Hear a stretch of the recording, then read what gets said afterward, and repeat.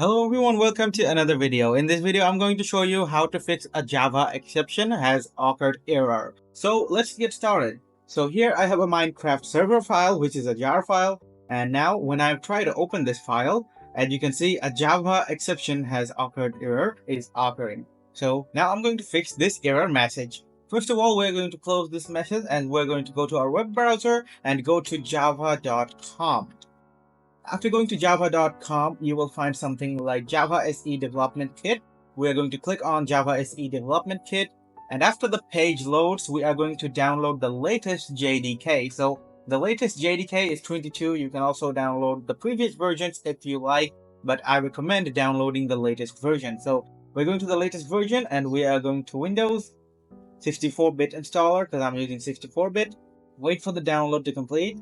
Alright, so our download has been completed. Now we are going to open the downloaded file. After that, we are going to go through the installation.